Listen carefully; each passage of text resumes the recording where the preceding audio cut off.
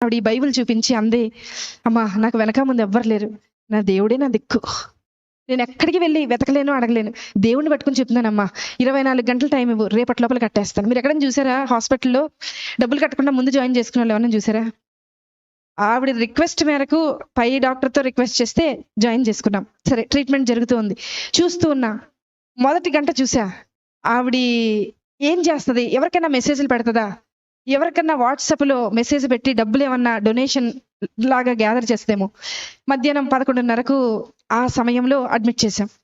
12:30 అవ్వింది. అందరినీ అడిగా, ఆవిడ ఉన్నారు కదా, ఆవిడ ఏం తిన్నారో ఒకసారి అడుగుతారంటే మా నర్సులు అందరూ అన్నారు, మేడం ఆవిడ మోకరించింది, ప్రార్థన చేస్తుంది, అసలు మేము వెళ్తున్నా పక్కకి తప్పుకోవట్లేదు మేడం, మేము అలాగే ట్రీట్మెంట్ చేసి వచ్చేస్తున్నాం అన్నారు. సరే, ఆవిడని డిస్టర్బ్ చేయొద్దు. మధ్యాహ్నం 1:30 అయింది, చూశాను ప్రార్థన చేస్తుంది. సాయంత్రం 4:30 అయింది, చూశాను ప్రార్థన చేస్తుంది. రాత్రి 6:30 అయింది, చూశాను ప్రార్థన చేస్తుంది. రాత్రి 9:30 అయింది, చూశాను ప్రార్థన చేస్తుంది. రాత్రి 11:30 అయింది, అంటే ఆవిడ మోకరించి 12 గంటలు అవుతుంది, ప్రార్థన చేస్తుంది. 1:30 రాత్రి, 1:30 అర్ధరాత్రి ప్రార్థన, ఎండవల 7:30 ప్రార్థన, మరుసటి రోజు 8:30 ప్రార్థన.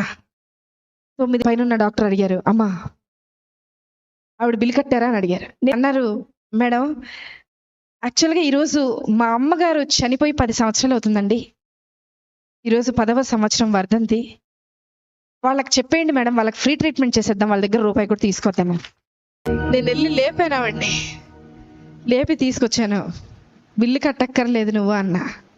నాకు తెలుసు మేడం, నా భర్త వదిలేసి వెళ్ళిపోయినా